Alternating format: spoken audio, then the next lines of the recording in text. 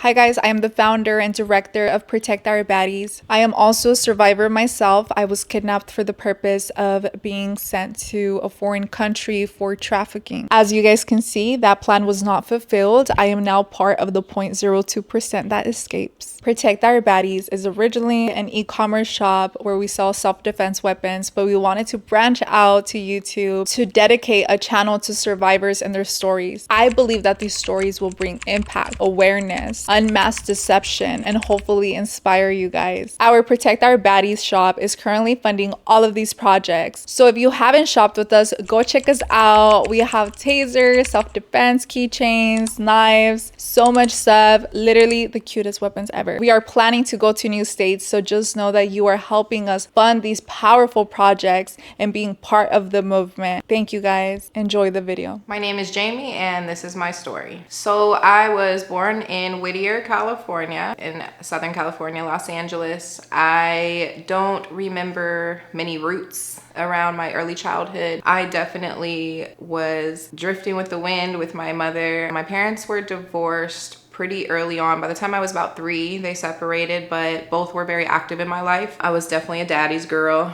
Always wanted to be with my dad, but for just financial reasons, just lots of different reasons, he worked a lot and we ended up being with my mom a lot. I believe we moved probably about 15 times before I was 5. We didn't really have a set place that I can remember calling home until we moved to Oceanside, California. When I was about, I want to say 5, I remember being in kindergarten. So I think it was about 5. My mom met a guy while she was working at the card room. She used to be a poker dealer. I don't want to project, but I believe that they bonded over kind of their love for alcohol and card dealing and just kind of that whole scene. After about 3 days, it was my older sister, my younger brother, and myself, and she just didn't come home one night, and she called my dad a couple days later and said, can you go get the kids and pack up the house? We're moving to Oceanside. That's what we did. We moved to Oceanside and we lived with my mom and her new boyfriend and the 3 of us kids. There was a lot of domestic violence. They fought all the time. They drank a lot. My mom was like a happy drunk,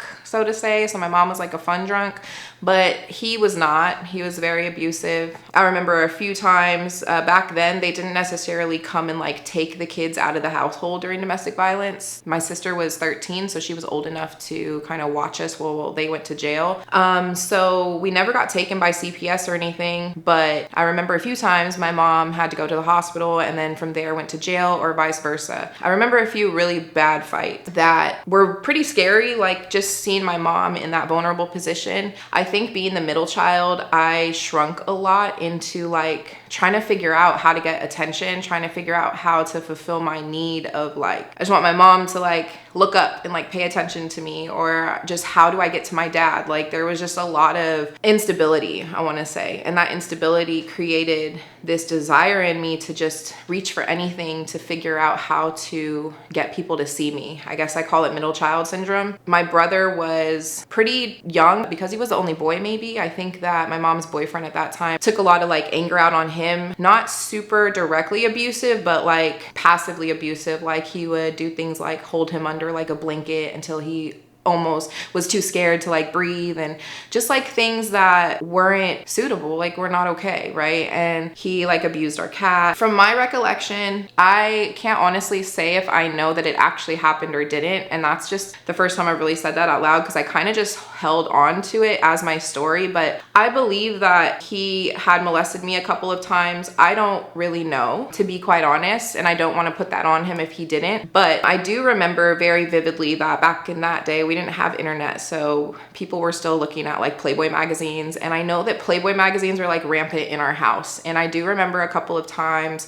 being in our bathroom and him kind of making me look at these Playboy magazines, or like, hey, don't you think that that's interesting? And mind you, I was only like 5 or 6 at this time. I don't think I've ever said this out loud, but I think that that created like this of like hypersexuality at such a young age, where like I started thinking about things that kids shouldn't be thinking about. I started thinking about like self-pleasure. I started thinking about like, how do you get attention from men? I was an odd child. Like, I know nowadays people pay for red hair and freckles, but back then it was not cool to be a redhead, freckled, freckle-faced kid. I got teased. Like, I was kind of like the outcast among my friends. And I think because of my home life, I was in a way like scared to get really close with people because I didn't fit in at home. I don't think I ever found a place that I fit in at school. So like, I had friends everywhere, but I didn't have like a core group of friends, if that makes sense. My older sister, she ended up leaving the house at like 14. She went to live with my grandma because she just couldn't do it anymore. She was over it. She told my mom, if you're gonna be with him, I'm not coming back home. And so then it was down to me and my brother. I remember one time my mom got beat pretty bad and police came and took both of them. My dad came, somehow ended up finding out, and he packed up our stuff and we went to live with a family friend that was really close to my mom. We stayed with them. And I think from there is like where like most of my core memories started. It was just a constant grasp for like to fit in somewhere. It was just a constant grasp of like trying to figure out who I was. And I don't think I ever found that till like, I want to say probably recently. My chaos as far as like my living situation continued through my childhood. Even though we lived in Oceanside, that was where we planted our roots. We moved about 5 or 6 times within Oceanside. And then we finally planted roots like what we call the east side of Oceanside. And we lived there for a while, but I was back and forth with my dad. My dad ended up giving up everything that he was doing in Los Angeles and he moved to Oceanside to kind of care and try to be with me and my brother. So we flip-flopped a lot for my dad and my mom. I ended up kind of becoming like a caretaker for my brother because my mom was struggling with alcohol. Some seasons of her life, she was very focused. She worked a lot. She always been a hard worker, always held a job, but she did struggle with being an alcoholic. And there were nights when like, we latchkey kids, we'd come home and we'd have dinner ready, which was a blessing, but she wasn't there. I don't know really what happened middle of 8th grade year. All the way up until then, I was very into school. I really liked my education. And then I'm not really sure what happened in 8th grade. I don't remember, but there was a drastic drop in my GPA. Like I stopped caring about school, ended up going into high school, and probably within like the first, I want to say like 3 months of high school, I got suspended for drinking. I met a boy that I ended up losing my virginity to. I ended up by 15 getting pregnant. But with that pregnancy, he didn't want to like take the responsibility. So he kind of like told the whole school that I was sleeping with the whole football team. Just like these things that weren't happening that really seemed kind of invalid as an adult. But at that time, that was like became my identity in high school. Now I had only slept with this one person, but now all of a sudden I have looked at it as I'm sleeping with the whole football team or the whole baseball team or whatever. And that as a young lady can like really like play on your confidence and really play on just you as a person. With that pregnancy, I was extremely scared. I didn't tell my mom, but I did tell my dad. My dad, I don't think knew how to handle it. He didn't know what to do. So the only thing he knew to do was to schedule me an abortion and kind of act like it didn't happen. And so we went to the clinic, I got an abortion, and I went to play in my softball game like an hour after my abortion. I say that to say that like I did not heal from that. I literally went to my softball game right after and just never really talked about it after that. Mind you, to backtrack a little bit, because my mom struggled with alcoholism, I early on like wanted to like always make my own money because I think that came from a place of like seeing my parents just struggling all the time. So like I did things like started the babysitters club. I don't know who was letting me babysit their kids when I was 10, but people were doing it, okay? Like they let me babysit. And so like I did little things like that. I got my first job when I was 11, like as a busser. And so I was like, I'm rich. Like I got money as an 11-year-old, like I'm balling. By 13, I was a waitress. And so like my mom would take like half my checks and she would save them for when I was 18 to get when I graduate, right? Which was great. So I always had money, but I was always working. And I think that helped me with my social like issues of not fitting in because I was always working. So I wasn't really trying to go to parties. I didn't have to figure out who I fit in with. But with that, when somebody came along to give me attention, I latched onto that attention. So after I had my abortion, I was not doing good in school at this time. I had just completely only went to school so that I could play sports. I kept a 2.0 GPA so that I could participate in volleyball, basketball, and softball, and that's really the only reason I continued to go. When I went back to living with my mom, we had a community pool, and I met this guy. in the jacuzzi, and his name was Ben, I think. I want to say his name was Ben. I was 15 at the time, told him I was 17, which either way, I'm still a minor, but told him I was 17, and he was 27. And at that time, I just was like, oh, this older guy thinks that I'm older. Like, he thinks that I'm pretty, not thinking like bro's a pedophile. So I'm sneaking around. This guy lives at the next complex from me. So like my mom lives, say like right here, and he lives right by the pool. The pool's right here. He lives one building over. So it's very easy. I live on the bottom floor. It's easy for me to sneak out. It's easy for me to say like, oh, I'm just going to the pool and go to his house. I'm sure I was telling all types of lies to be able to spend time with this guy, right? But he was giving me attention. He was giving me like validation. He made me feel sexy. He made me feel older. He made me feel like I was wanted. And of course, because I was a vulnerable like 15-year-old, right? And when I think about it, I'm like, you had to know I was 15, right? Like, you had to know. That part of my life literally was like a black, like I could not remember. I remember meeting him, and then I remember breaking up with him. And I couldn't remember like much in between until about like my late 20s. I was on my way to a conference, and I was on the freeway, and I dropped my phone, right? And I dropped my phone on like the side of the car, and this song that I hate. I didn't know why I hated this song, but I hated this song. It was I can't think of the name right now, but it was like a slow R&B song, right? So I was forced to let it play. And as the song's playing, I normally would skip it. As the song is playing, I start like freaking out. Like I start getting these flashbacks. I'm on the freeway, and I have to like swerve off, and I'm like, what is happening? And I was triggered by the song because all these flashback memories of me and Ben came at that time. And I guess that was a song that like he had played when like, you know, we were having sex or whatever. And then like all these memories start coming back. I talked to my therapist about it, and all these memories start coming back in like these weird, like foggy, like movie reels in my head. I start remembering the couple months that I dated him, and I remember sneaking out of my house. I remember saying I was going to the pool, but actually going up to his house. And I remember he would always give me like either a hit of a blunt or like a drink, right? But I never could like remember what was going on. And through my therapy, what I believe happened is that he was roofing me when I would go to his house, and I would get these images of like these four faces, the same four faces. So I believe that what was happening is he was roofing me, and basically he was letting these guys come and like do whatever. During that time that I was there, he used to always show me the drugs that he could sell, right? Like cocaine and weed, and like all this money that he would get. And I'm like, bro, but you live in the same apartment complex that I do. I know like you're not rich, you know? So through my therapy, I think that that was my first experience with trafficking. I think my body blocked it out for a reason. I don't think I was ready to remember things like that. However he was doing it was enough for me to like go home and sleep it off. But I do remember like there would be days where like my body would be sore, but I was 15, so I didn't think to like put two and two together. But I remember like I would be sore, like going to the bathroom like sometimes would hurt and stuff like that. And I was just like, I don't know, I thought maybe it was from my abortion. But I share this to share like all the added layers of just like things that just were just being piled on top of each other. I broke up with him. I don't really remember why. I moved on. I met my daughter's father. He had just graduated high school, and I thought he was just really cute, and like he was older, and he liked me back. And I was like, okay, like this is better than like that older guy that I was just with, because I think that's why I left Ben. I was like, this is kind of weird. Like I realized the age difference, and I realized I couldn't really bring Ben to my friends. Like if I did go out, I was like, I can't really bring this old guy to my friends. I met my daughter's dad and ended up getting pregnant. Did not want to go through an abortion again. And so I was like, well, I'm gonna be a mom. And I was blessed with my oldest daughter, who's almost 20, which is crazy. Shout out to her. Hey, Tiana. It was a weird time. His parents found out that I was pregnant because he was trying to sneak me into his house. And they're like, who is this white girl pregnant in our house? And they're like, come into the living room. And so we had to tell them what happened, right? And basically, he was supposed to be going to, I think, Alaska for like a basketball scholarship. But those plans got put on hold. I would imagine that that probably created a lot of resentment in his heart, which understandably.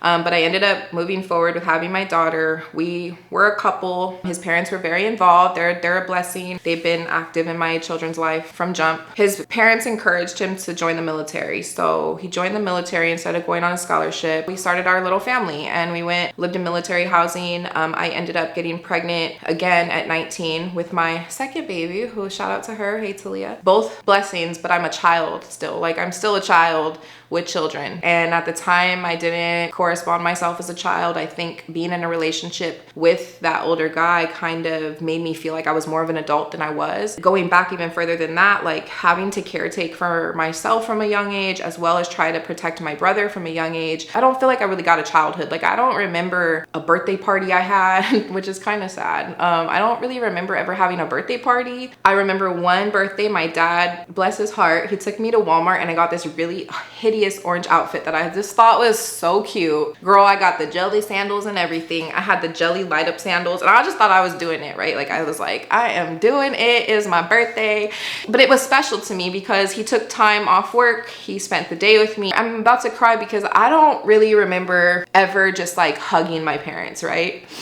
And as an adult, we need those things. Like we need, the little child in us needs those hugs. So I'm so blessed that I have kids because I can give that to my kids. And it's not that my parents are these horrible people. It's just that they were only doing what they knew how to do. At some point, we have to be able to recognize that sometimes what we're not shown is so that we can give that to people. Like sometimes we're not loved correctly because we then are given the opportunity to love people the way that we weren't loved. I share that to say that like I didn't really get a lot of love in my childhood. I had what I needed. I had shelter, I had parents, I had clothes, I had things that I needed, but I also needed to feel protected, and I also needed to feel wanted, and I needed to feel special, and I needed to feel seen. And those things sometimes can be more important than our actual like physical provision. Not too long after, so when I was about 5 months pregnant with my second daughter, still 19, we lived in military housing. You know, at this point, everybody's encouraging us to like, y'all have kids already, like just get married. So we went to the courthouse in our bathing suits and we fed our daughter Laffy Taffy so she would be quiet, and we paid somebody $20 to be a witness, and we got married, right? Super romantic, I know. Like every girl's dream, right? But so we got married, and somehow we thought that that would like fix all our problems, but it did like help us financially, obviously, because like the military, you get BAH, you get housing, the kids got medical care, you can go to school. Like again, our needs, our physical needs were taken care of, but we didn't have a marriage. He was gone all the time. I had my second daughter without him here. Thankfully, we had the support of his family and my family. Like everybody was active, but I was still very much alone. Like I was still so prideful and very shameful at the same time. I think that I thought it's like kind of like when you're on drugs, like you do drugs and you think people don't know you're on drugs. I felt like it was the same as a teen parent. Like I thought people saw me as older, but I was a child, and I think that people saw that I was a child. And so I think that internally I had some shame around my big belly, not shame of my daughters, but shame around my choices in a baby face with a baby. And like then being embarrassed to the point where I don't know how to schedule a doctor appointment for my kids. I don't know how to take care of my kids. And then so prideful that I didn't ask anybody, because who am I asking? Like I was angry at my mother at that time. So it's like, am I asking my mom how to be a mom? Because she wasn't a good mom to me. So I thought she did the best she could. But at that time, there was bitterness in my heart. So I just tried to do everything by myself. I think it's good to mention here too that like the lack of awareness on resources available to me as a mother, as somebody who was struggling, would have came in pretty clutch at that time for me. Like if I would have known about like WIC and like I would have known about the things that are out there as far as like assistance to help us get to the next point in life, I think that it would have made my life a lot easier at that point. So not knowing about resources and the lack of awareness around resources, just not knowing that they were available, put me in a position where I became very vulnerable. I want to say we got married like in August of 2007, and then she was born February 2008. We married maybe less than a year, and my spidey senses as a woman went off, and I was like, something's not right in my marriage. Like we were just friends. We weren't like very romantic, I don't want to say. Come to find out that he was involved with somebody else, but it wasn't a woman. So that was kind of a blow to my ego, so to say. So then now I'm adding on this shame, and this is no like shade to him. As hurt as I was when I found out, I sat down and I was like, listen, it is what it is. I'm pretty hurt, But like, what about these kids? Like, what are we about to do? Because I had this feeling, I'm like, he's about to leave. And he left, and I don't know where he went. It was fairly hard to get a hold of him. The military was not very helpful. They're kind of like protect their own type of thing. And I was working, but I was doing like daycare at my house. So I had to go back to work and then try to figure out childcare. Like, I'm literally 20 years old, if even, with these 2 little babies. I have no idea what I'm doing. I've like pridefully shut out help from my family at this point. So I go to work at like as a waitress. I lose that job because I don't have enough money to pay for the childcare. Like, it was just a lot at one time. In April of 2009, I got this like just like overwhelming urge to be like an immature teenager. And I was just like, you know what? Like, I had to grow up fast. Like, I didn't get to go to prom. I was just feeling bad for myself, right? And so I called my friend and I was like, girl, let's go get drunk and let's go out. And she's like, okay. It was like her 21st birthday. We go to this club, and I'm so naive to like pimping and prostitution at this point. I have no idea that it even exists. I just know that I go outside with this like massive defect and massive hole in me of like vulnerability.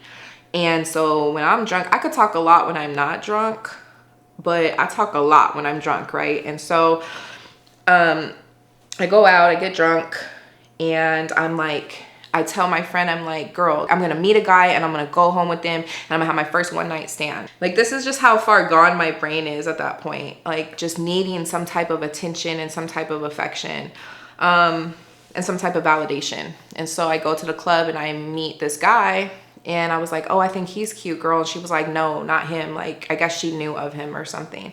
She's like, no, not him. Don't like anybody but him. And I was like, why? And she's like, he thinks he's like some pimping. And I'm like, what is that? I don't even know what that means. So I'm drunk. I think I had popped an ecstasy pill, to be honest.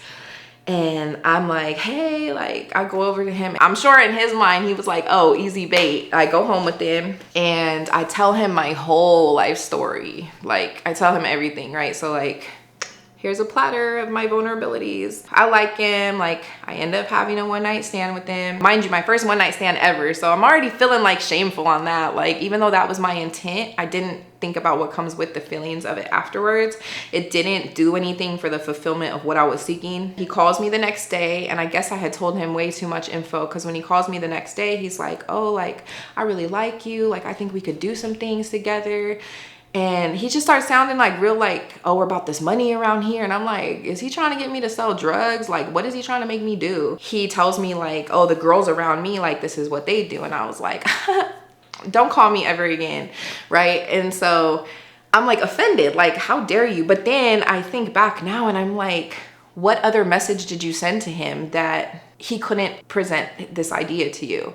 And I think that for me, that was a big turning point, especially with having daughters, was like, as I got older, I'm like, it's never okay what people do with our vulnerabilities, but it is our responsibility of what we present to people. And it is our responsibility to love ourselves so much that you don't give them the opportunity to disrespect you or approach you with certain things because you carry yourself in a loving way, right? And I had no idea about that at that time. I was so broken. And so I'm like offended. I'm like, don't ever call me again. The week is going on. But I remember one thing from what he said, I can make you and your daughters $1,000 a day and like you guys would be taken care of. And although I was offended, as the week goes on, as I'm running out of groceries, as I have a car in the driveway, but I don't have gas for it, as the registration is expired, as I just lost my job, as I'm just trying to figure out where my husband is at, like, I'm like, it's just a lot at one time. And I see his number in my phone and I'm like, ooh, $1,000 a day. Like, I could sell drugs, right? Like, I thought he was trying to make me sell drugs. That's crazy. But, so I called him and I'm like, hey, like, I know I told you not to call me, but I need that money. Like, what do I have to do? He's like, oh, I'm glad you called. He's like, put on the sexiest dress you have. We're going out. And I'm like, okay. I'm like, we going to the club. We did not go to the club, y'all. We did not go to the club. Don't ever get sexy and don't let nobody not tell you where you going. But so I put on this little red dress and these heels or whatever, and I go to pick him up, right? Like, first of all, why don't you have a car? That should have been my first clue. But anyways, I go to pick him up from his mama's house. Right? And so I pick him up and he's like guiding me where we go. But as we're going, he's like, hey, let me see your ID to make sure, like, you know, you're not underage and this and that. And I'm like, okay. So he holds my ID. So now he has my ID, he has my address, right? He wasn't like some monstrous predator. Like, he was cute, he was attractive. He also was just, he was the same age as me. He also was just like in his negligence of not knowing who he was as a person. And he was doing what people around him told him was acceptable and what the women in his life were allowing to be acceptable at that time and were encouraging. And so I don't want to paint this picture of like he was just this huge predator. Like, yes, he had predatory like characteristics. With my lack of knowledge and my ignorance, I wasn't able to see like the red flags, and I wasn't able to know the green flags I was giving to him. So I think it's important to say that like once I was in the game, I did experience kidnapping and did experience, you know, really horrific things. But getting into it, it wasn't like a super predator came and swooped me. It was all of my vulnerabilities leading up to meeting somebody who was then at the right time able to prey on those vulnerabilities. And I just think that that's important to say, like, he wasn't some monster. He was somebody's child, somebody's baby that grew up with a certain set of greed and skills that he learned to manipulate people. And so we're driving and he's like, exit right here. So if anybody's from San Diego, the Stroll, or like where before the internet and before internet porn and like Backpage and all that stuff, you walk the streets. Like, that's how you made the money. You walk the track. And so I did not know that that was a thing. So he told me to exit El Cajon Boulevard, which is like was the main prostitution area. And I'm like, oh, what club is over here? Where are we going? And he's like showing me all these streets. He's showing, and it's not clicking. Like, it is not clicking because I don't know what's about to happen. And so he's like, oh, this is the street. Like, you don't want to walk down that street. You would walk. And I'm like, why am I walking? Like, what is happening? So he has me pull over. He gives me 3 condoms and he's like, don't stop for a black guy. Like, if it's a white guy or a Mexican guy and they have at least $100, do what they ask you and then bring me the money back. And I was like, excuse me, what? When he's seen the like no on my face, when I say that like the switch that I saw in his eye, it brought me back to childhood. When I seen that switch in like my mom's boyfriend's eye, it froze me. Like, it froze me. I turned into a child. I did not know how to like not do it, because now I realize I don't know this man. He could be a serial killer. I have no idea who this man is. He knows where I live. He knows I have kids. Like, what am I supposed to do? So I got out the car and I did what he said to do. As I was walking to turn the block, there was a BMW. There's a Jack in the Box that's on the Stroll. And there was a BMW with these 3 girls and a baby. They had a baby with them, you guys, a baby.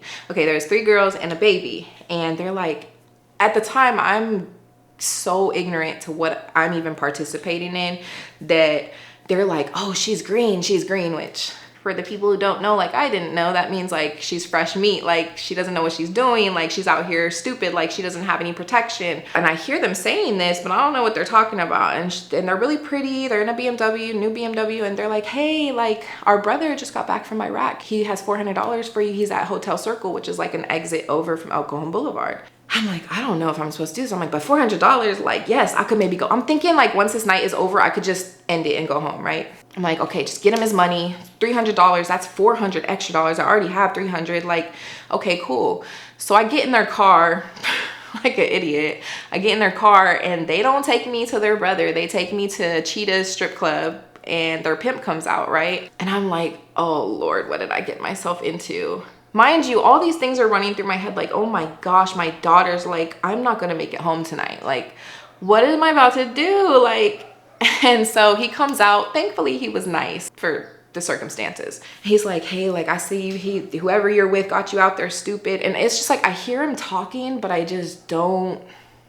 I'm like, what is my life right now? And I beg him, I'm like, can you please just take me back where you found me? I'm like, I'm so sorry. This is literally my first night out here. He's like, I'm not even gonna press you, like, but I am gonna have to take the money for my time. And I was like, what? So He takes the $300. So now I have no condoms and I have no money. So now I have to go back to this guy. I go back and he's like, I told you not to talk to no black guys. He's like, whose car did you get in? And I'm like, I told him the story, and he's like, you're so stupid. Like, just verbally just like bashing me. And I'm just like, in that moment, when you come from a history, obviously I don't identify it at that time, but when you come from a history of one, domestic violence, and two, of insecurity, any strength I had in me at that time, like I was just like a little 3-year-old. Like, it was just so weird. I can't even explain it. Like, now all I want to do is prove to him that I'm not stupid or that I'm not unworthy. All I wanted to do is show him that I could be everything opposite of what he's telling me I am, which is crazy because I didn't even know this man. Like, I didn't even know this man, but he was able to break me down so bad emotionally based off of who I had grown up to be, like so insecure and so undervalued and so like just lost in trying to find acceptance, that when he came into my life, it was like now I leached onto him. I trauma bonded. Like, I need him to know I'm not stupid. I need him to know I'm this. I need him to know I'm that. And so at the time, he had another girl that worked with him. She had been there like a month before me or whatever. He's on the phone talking to her about how stupid I am and what happened. She's like, well, just give her another chance. And he's like, you know what? He gets off the phone. He's like, I'm gonna give you another chance. I'm gonna let you show me that you're worth it, like that you're not a waste and this and that. He's like, but now you owe me from today, and tomorrow, like, since it's a full day, you owe me $1,000 from now on. So now I'm like, I don't know these rules. Like, I don't know what I'm supposed to do. I don't think to call somebody or tell somebody what's happening, because how did you even get in this situation in the first place? That is a story of how I got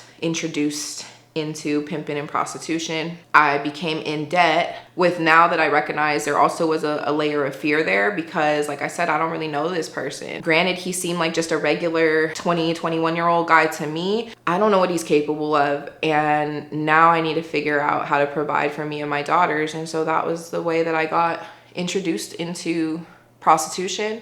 And from there, it just spiraled and I lost everything. I think the only thing that I was able to keep was a little bit of my spirit, thankfully, because I had children and I knew that some form or fashion I had to keep myself in a place where I could get back to them one day and I could get back to being healthy for them. And so I believe that God put my daughters in my life at such a young age because he knew what I was gonna go through, and he knew I needed something that when I was in those dark moments that I wanted to end it, or I wanted to not be here anymore, or I wanted to do things that were gonna get me put into prison, or I wanted to take my own life, or whatever it was. He had my daughters on my heart. Even though I wasn't always the direct parent in their life, they were always in my heart, and God knew that I needed that. Thank God that I had them so early, because if I would have gone through the things that I went through in my 20s without them holding on to my heartstrings, I wouldn't still be here. And I then wouldn't have been able to come to the Lord the way that I have. God kept me here long enough to be able to come back to him. And he did that a lot through my children. You know, people are like, oh, you were a teen mom, a young mom. Or my daughters even sometimes have been like, well, you just had us because you didn't want to have an abortion again. And I'm like, no, like, you guys saved me. You guys kept something in my heart to where I couldn't get so far gone that I didn't have something to fight for. And I know sometimes they feel like I abandoned them, but I promise that it was God prepping me to be able to be a consistent person in their life and a consistent parent in their life. And I just thank God for that, because there was nothing else at times that held me up. There was nothing through the turmoil that I experienced. Everybody's got different stories, right? Like, some of the things that I went through, some people couldn't put up with. And there's things that other people have been through that I'm like, what? I'm like, God, how did you get through that? But for me in my life, in my testimony, there were some breaking points where like the disassociation was so real because of the things that were happening to my physical body that I just was like, there has to be something spiritual here, because how is my body surviving this? How is my mind surviving this, right? That was the love of God. That was God holding on to me when I had no idea who God was. I didn't grow up in a family that went to church. I didn't grow up praying over my food. I didn't grow up with God. When people are like, you just believe in God because people tell you to. Nobody told me to believe in God. God came and got me. I didn't even know to seek God. God came and grabbed me.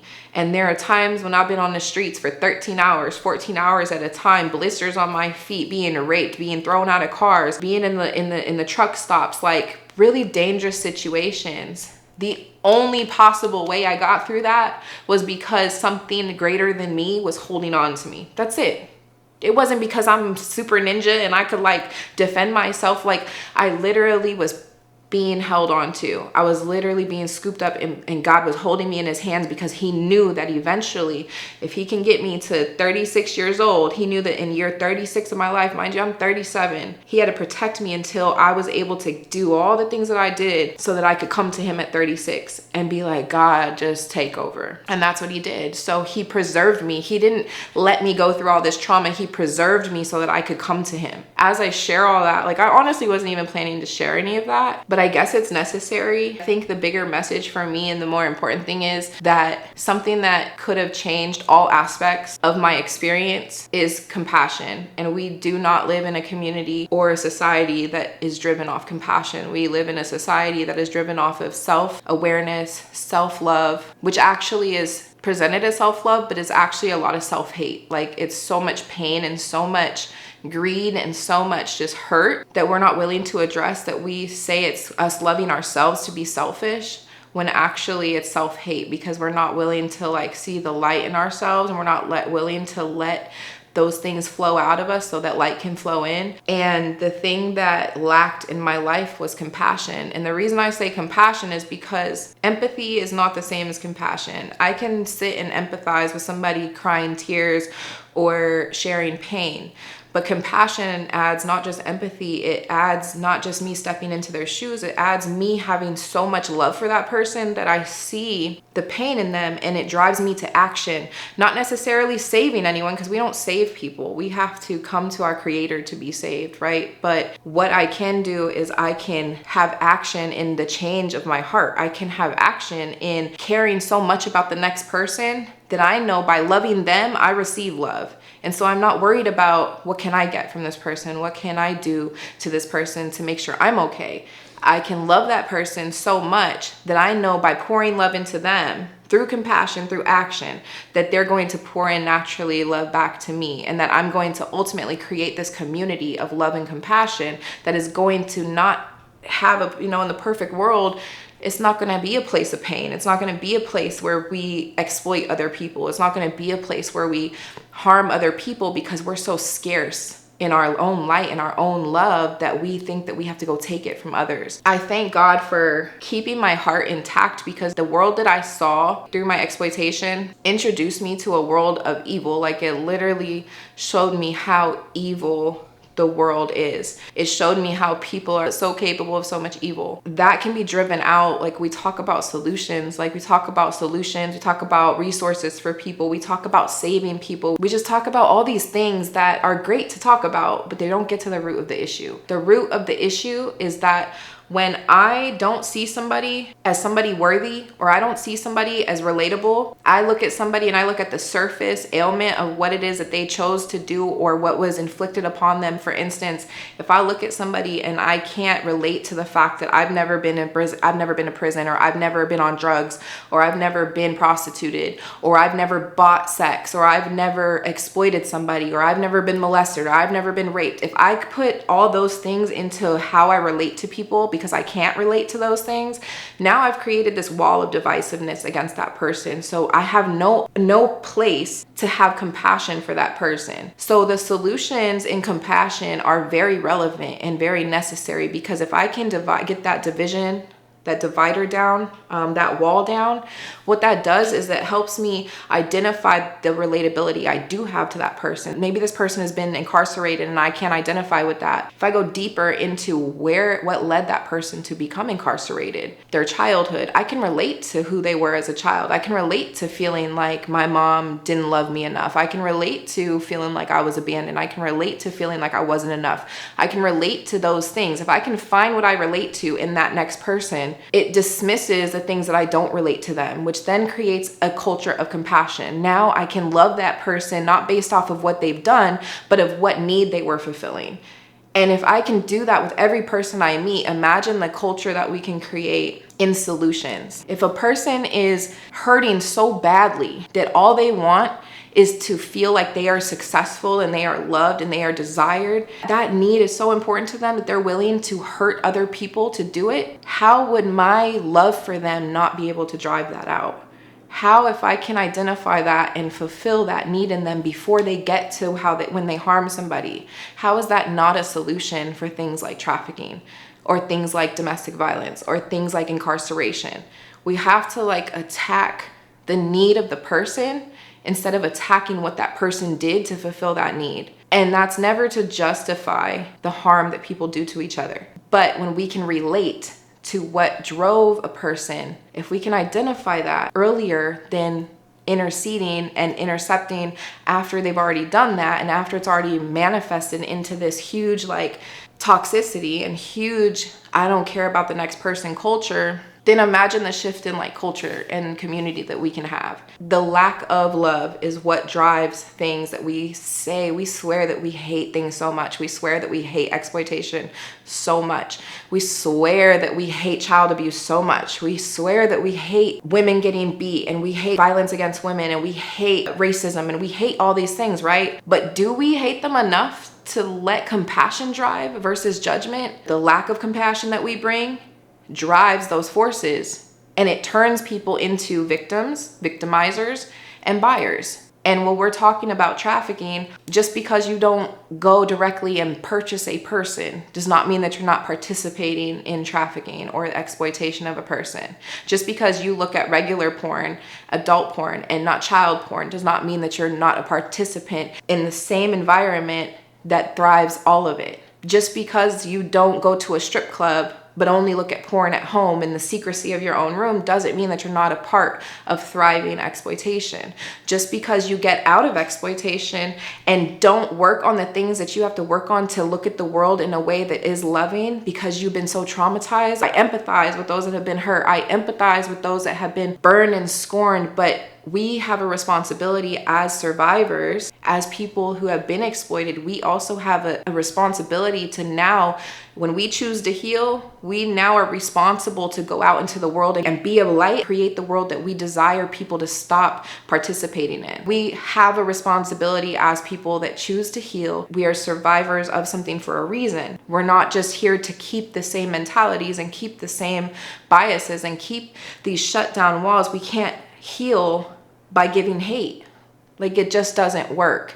And I think people misconstrue that as justifying people's actions, but you can forgive and know that God is the final judge, and you can forgive and not create hell on earth based off of things that have happened to you. You can forgive and release that energy from yourself and allow God to come in and heal that, and you can be a part of changing society despite what has been done to you. You can grieve, you can be angry, you can talk to God about it, you can yell and scream and you can cry, but you also can simultaneously forgive. Why? Because we are not the last generation to exist in this world. What we leave behind is leaving behind the next generation. I think that we have to recognize not just the mercy that we're given and the grace that we're given, but we have to recognize where we are now called because of that grace and mercy to offer that to other people. And by that, we can then create a world slowly, very slowly, but surely, that offers a culture of compassion versus a culture of judgment and a culture of conviction. I'm aware that not everybody believes in God. I'm aware that not everybody understands Jesus Christ and what he did for us. I'm aware of that, but it doesn't change the fact that he did.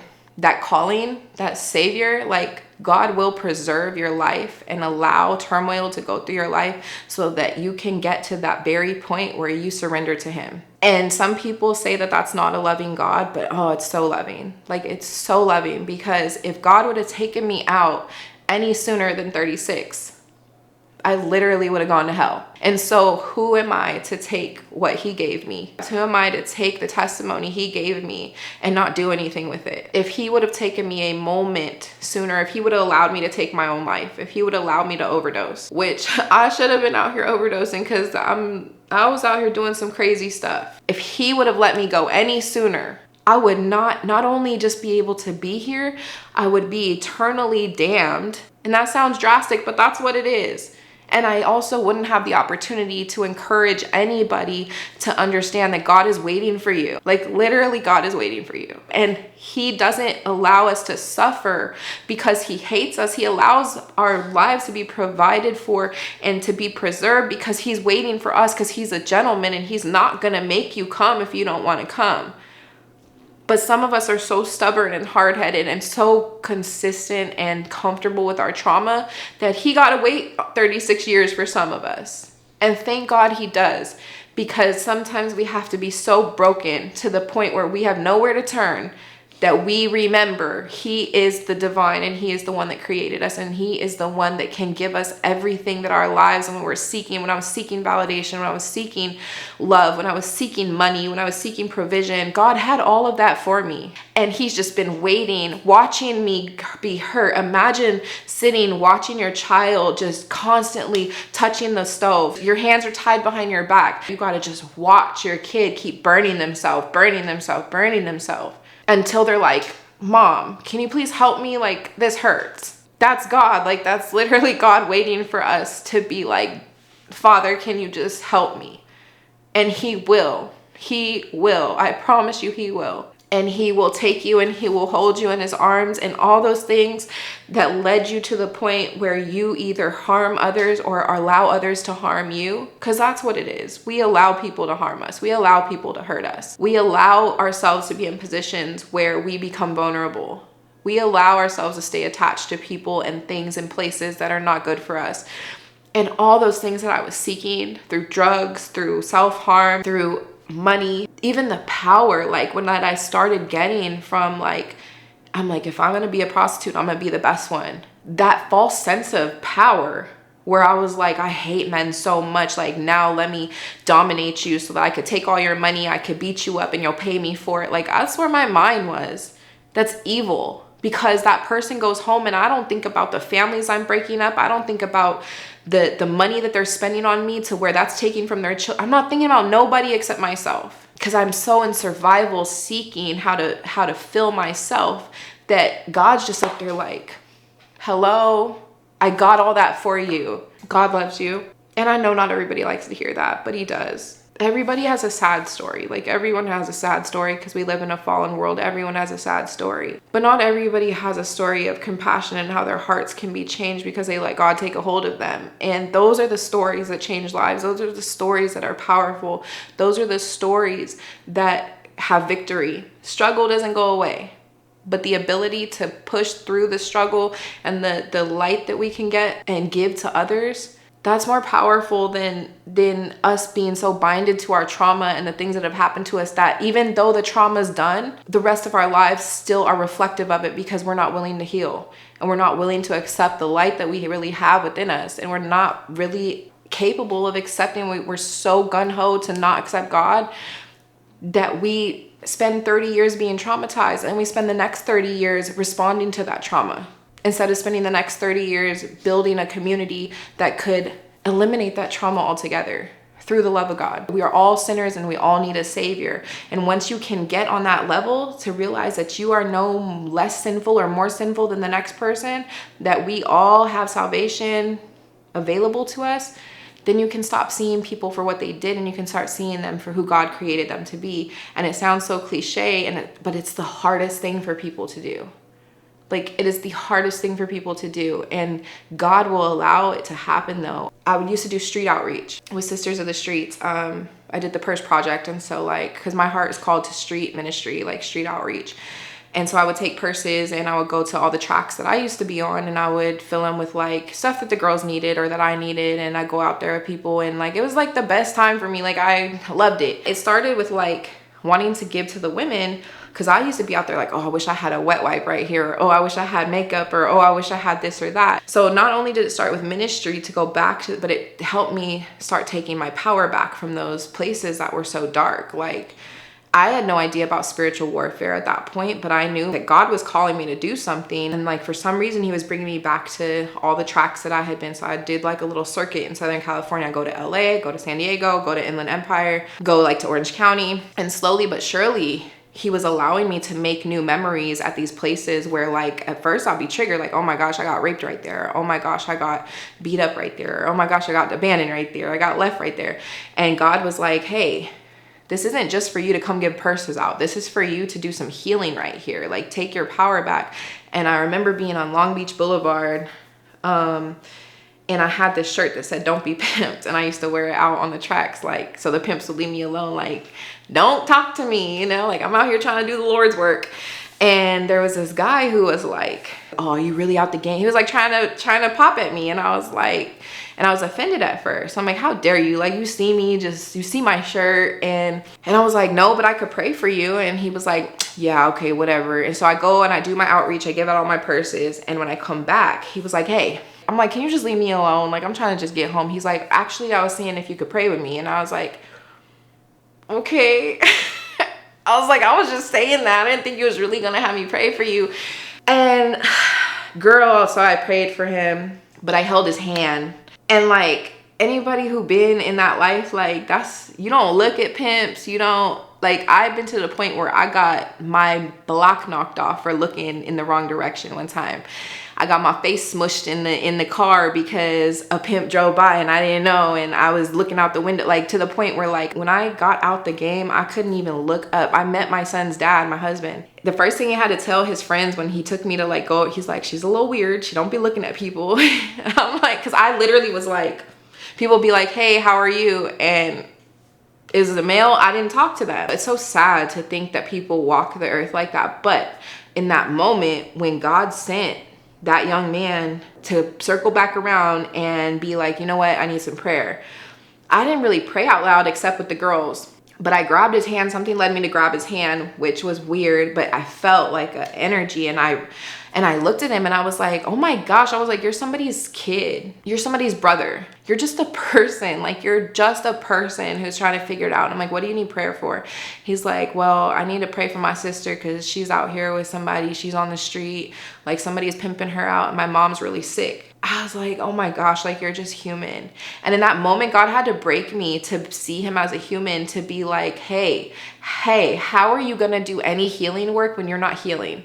Like, how are you going to go and help people when you're looking at every black man as a pimp, or you're looking at every guy as a buyer, or you're looking at every girl as somebody potentially to take advantage of? Because that was a role that I had when I was with my pimp. I turned a lot of girls out, and I had a lot of shame and turmoil in that. Like, there was some girls that were not 18 that I introduced to the game. There were some girls that died because of the game, like, that I introduced to the game. Like, that was on me. That was on my spirit. Rest in peace to Stephanie. She was just a little girl who was like me, just seeking love and seeking validation. And because I was in such survival and I was so scared for my selfish reasons, not being brave enough to step out of what I was going through and see her as a person, see her as my daughter, see her as anybody, I introduced her to this lifestyle, and she couldn't get out in time, and she died of an overdose a couple years ago because of the pain and the turmoil that this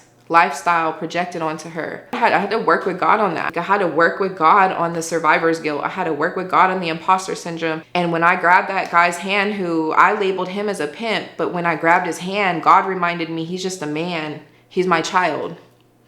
Like, pray with him. It completely shifted my idea around who deserves help and who doesn't. Who deserves salvation and who doesn't. That is not my place to say. It is not anybody's place to say. We as Christians like to pop Bible scriptures. We don't like to give love. We like to take a piece of the Bible and apply it to where it fits our comfortability, our comfort zones. We like to take a scripture and be like, oh, but God said, but did you read the whole book? But did you see what Jesus said? Did you see what Jesus said to do? And we don't apply that.